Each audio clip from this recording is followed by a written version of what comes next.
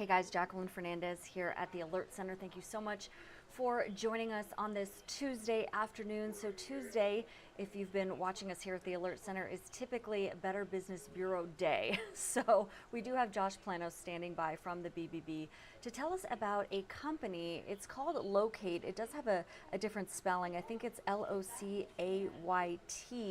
And this is not a company that is here locally, so that's good news for us here in the Metro. But they did amass hundreds of consumer inquiries and more than 60 scam tracker reports. And this is a rental company elsewhere. But because of this, we do want to talk about best practices when it comes to picking out a rental company and a place that you're going to hopefully find and comfortably call home. So joining us now, we're going to head over to Josh Planos to give us a little bit more details about this investigation. Hey, Josh. Hey, Jacqueline. Yeah, this company is based out of South Dakota, but they have impacted people across the Midwest, across the country, even. There's a lot of money in fees from hundreds of victims who never got to see properties or received refunds that were promised to them. And when we started this investigation, we were communicating with the company, as we often do. And they just at one point said, we're going to stop communicating altogether because things frankly aren't going the way we want. And so it's a reminder that you want to work through companies that treat you like a person, that actually don't hide their fees, that are willing to engage with you when things don't go according to plan. Because we'd all like to think we're going to roll right into that next rental opportunity and it's going to be smooth sailing, but sometimes life gets in the way. And it's in those moments that you really want to have a business that is reputable and that is willing to hear you out, to engage at that point. But there are a lot of red flags to avoid for companies like this Excuse and me. companies that are outright scamming consumers. Bless you, Jacqueline. Um, Thank you. to avoid the situation entirely, which we can go over. Sure, definitely. So, top of the list here, I will say, is you want to make sure that you are doing your research, right? So that's really the important one. You want to make sure that you're dotting all your I's and crossing all your T's, because, like you're saying, I mean, moving, as we know, is stressful enough. So you want to make sure when you commit, when you sign on that bottom line there at the end of the contract, that you know what's going in and out, as far as what dues are owed monthly, and if there are any extra fees, maybe for utility fees or pet fees, what have you. So yeah, do your research. Can you delve into that one a little bit for us, Josh? Yeah, your contract is binding and it is essential. I mean, how many of us have gone into whether it's a car dealership or an apartment rental opportunity, a job negotiation, and everything sounds great when spoken out loud, but when it's not itemized, when it's not put into print, you really don't have a leg to stand on more often than not. So you want to make sure you're reviewing that contract carefully, ensuring that the arrival date, the delivery date, the time, all of that information is accurate, as well as the final cost and payment details. In the Midwest, there is a hesitancy to want to push back when things aren't exactly itemized the way they should be, because we want to get the process moving and we want to be polite. The most polite thing you can do is ensure that both parties are on the same page with regard to that contract. So if that contract includes like phony fees or extra costs that you weren't anticipating, before you sign it, that is the time to ask the question. There is no limit on the amount of questions that you can ask, but you want to make sure that the question is asked before you put pen to paper, because oftentimes after you've signed, right, that's the binding agreement. So get your questions out, ensure that the contract has everything in writing that you expect, and if there's something that you don't expect, feel free to push back and to ask for some clarification. Yes, I love that. Clarifying things, always a necessity, just to make sure you're both on the same page. Like you said, being Nebraska nice does include, making sure that you have that communication going back and forth and you both understand where everyone's coming from and what the expectations are for each party. So I appreciate that. So first, do your research. Then we kind of skipped ahead here. Next was review your contract. So thank you for getting that out in the open. And then finally, think twice when renting from listings only advertised on social media. So tell us why. Yeah, so some of the victims who came forward with their scam tracker reports indicated that they heard about this company through an ad on their social media timeline. if you find something on social media, it doesn't mean it's not legit. A lot of property and real estate companies are advertising on social media. They're trying to get the word out about their company and their opportunities.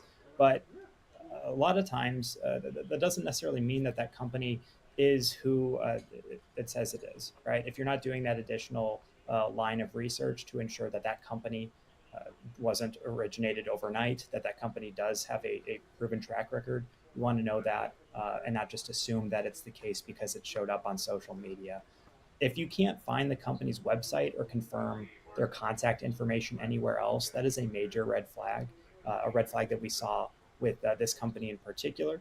If the business only ever contacts you and facilitates rental conversations, transaction conversations through social media, and refuses to talk on the phone or in person, that's another red flag. That didn't exactly manifest in this situation, but with reputable companies, they have the infrastructure to handle online traffic, right? They've got a website, they've got an interactive component. They want to have a degree of interaction before they allow you to use their property or to provide down payment. And so, if someone is targeting you on social media and seemingly only ever keeping the communication on that platform, that is not what rental companies do. That is not what companies with infrastructure do. They try to get that information onto their website and into the hands of their sales team, their customer service line as quickly as possible. So look for the human touch point is another way to put that. Yes, I love that advice. This happened to me. I was moving from a different state and just kind of had a random friend that lived in this other state and said, hey, I've been looking at this place that I'd like to rent, but I can't really go there in person. Would you mind checking it out for me? So they did and kind of let me know, okay, this seems legit. I talked to the guy and, I have the contract here. So if you can do something like that, if you can't really meet them in person yourself, I would highly recommend doing that if you do have a friend in the area. Just kind of, you want to have that in-person connection if you can, like you're suggesting, Josh. So that's really great. Is there anything else that you wanted to add on this topic today? Just to circle back to the research component, sorry, I got a little ahead of myself there. No, go ahead. You want to make sure that you're taking a good look at that rental company's website, ensuring it's got accurate contact information. If there isn't contact information, there's usually a reason for that. People don't usually overlook the importance of contact information when they're trying to get people on their website and their website, approved and available online. It's usually a sign that they don't actually want to have that conversation. You also want to read customer reviews about the property on third-party sites. BBB.org is a really helpful one in this case. If you look up Locate, you'll see they have an F rating. They do not have strong customer reviews. They have complaints levied against them. That's really helpful to know before you agree to do business with somebody. And also, one thing you can do is just search for the business name, the rental company in question, and then add the word scam and just click enter. Uh, Ideally, right, you don't find any reports of fraudulent business dealings. However, if you do look up Locate right now, there will be a scam alert on that company. And that, again, is just hopefully helpful for people as they look out to weed out the number of options that they have, which are seemingly endless in 2025. Right, exactly. I second you there. I get so many pop-up ads just everywhere from your cell phone that you're using out and about, right, with those internet connections, to unfortunately your work computer with those pop-up ads that come up every once in a while, to your computer at home. I mean, we're just being inundated, so you really do have to double check and fact check, like you said. So thank you so much, Josh, for your time here. Nice to see you on this Tuesday again. Nice to see you, Jacqueline. Thank you. All right, we'll be seeing you again later. Thank you. So if you are just joining us at the Alert Center, we were just discussing a scam with the Better Business Bureau's Josh Planos, or just an alert rather than a scam, I should say. But there is a company out of South Dakota that has been under investigation by the BBB for fraudulent business practices. And this company does not exist here in Omaha, but we were just going over best practices as far as finding a rental company that works for you and making sure that you're on the same page when it comes to finding what you are looking for. So just kind of want to quickly take a look outside, because unlike Labor Day yesterday, today looks gorgeous out there. So let's take a live look from our Blackstone camera here real quick and take a look at the forecast update from Senior Chief Meteorologist Rusty Lord. So he says, anticipate the high today to be around 77 degrees. Then he says tonight we'll have those increasing clouds that come back in. Maybe you saw areas of dense fog this morning when you were kind of walking around if you're an early riser. Tonight, though, with those increasing clouds comes a 20% chance of showers, a low of 60 degrees. I'm all for it. I'm ready for it. I don't know about you, but I welcome the 60-degree weather.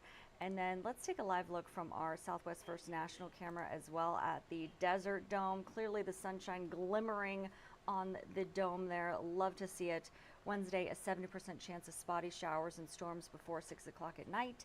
And then Rusty anticipates breezy, and mostly cloudy conditions. I don't know what breezy is. Anyway, a high of 70.